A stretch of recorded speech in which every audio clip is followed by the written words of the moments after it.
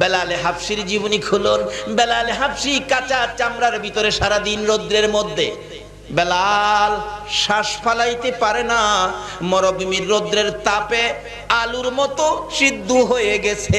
বিকাল বেলা যখন চামড়ার সিলিটা খুলে দিত, বেলাল জ্ঞান কিতাব লেখে আমার নবী এমন মায়ের খাইলো কালিমা প্রচার করতে যাইয়া, বইতে পারে না, উঠতে পারে না, হাঁটতে পারে না।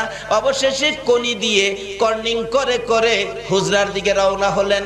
মা খাদিজা বলেন, বহু সময় হয়ে গেল, রাসূল ফিরে আসতেছে না কেন, একটু বাহির হয়ে দেখি। ঘর থেকে বাহির হইয়া মা খাদিজা বলেন, আমি দেখতেছি একটা পূর্ণিমার চাঁদ বালুর সাথে গড়াগড়ি করে। চিৎকার মেরে ডাক দিলেন, খাদিজা তুমি কে গো? বালুর সাথে গড়াগড়ি করো, তুমি কে জানতে চাই?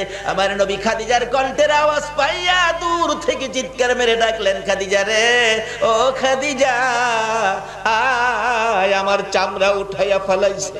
মা খাদিজা বলেন, দৌড়ে যাইয়া নবীজির পাশে গেলাম। আমার কাঁধের উপর বর করে নবীজি দাঁড়াইয়া আস্তে আস্তে হাঁটতেছে আর বলতেছে, খাদিজা রে, এই কালিমা প্রচারের জন্য গিয়েছিলাম, আবু জাহেল কোনো কথা মানলো না, শুনলো না রে, শুধুমাত্র মারতে ছিল, মারতে মারতে রক্তে লাল লাল করেছে।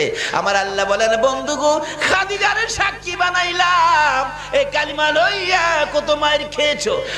বন্ধু খাদিজারে সাক্ষী বানাইয়া কথা দিলাম, এই কালিমাটা যারা পড়বে, এই কালিমা নিয়ে যারা চলবে, এই কালিমার মালা যারা গলায় নিবে গো, আমি আল্লাহ 10টা পৃথিবীর সমান একটা জান্নাত আমি দান করে দিলাম। যেই নবী রক্ত দিয়ে কালিমা দিয়ে 10টা পৃথিবীর সমান একটা জান্নাতের মালিক আপনাকে আমাকে বানাইলো, বলুন এই নবীরে চিনা দরকার আছে কিনা? বাবারা, জান্নাতের মালিক তো হলেন নিশ্চিত আপনারা জান্নাতি। কেন? এই জান্নাতের টিকিট রোজগার করেছে মায়ের খেয়ে, রক্ত দিয়ে, না খেয়ে পেটে পাথর বেঁধে, মায়ের দেশ বাবার দেশ মক্কা ছেড়ে মদিনায় হিজরত করে এই জান্নাতের টিকিট আমাদেরকে কে দিয়ে গেলেন বলুন তো?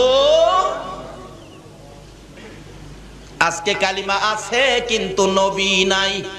কি বলেন? কালিমা আছে, নবী নাই। কালিমা আছে, পর্দা নাই। কালিমা আছে, হালাল খাবার নাই। কালিমা আছে, নামাজ নাই। অথচ কালিমাটা কত দামি! কালিমাওয়ালার জীবনী খুলুন।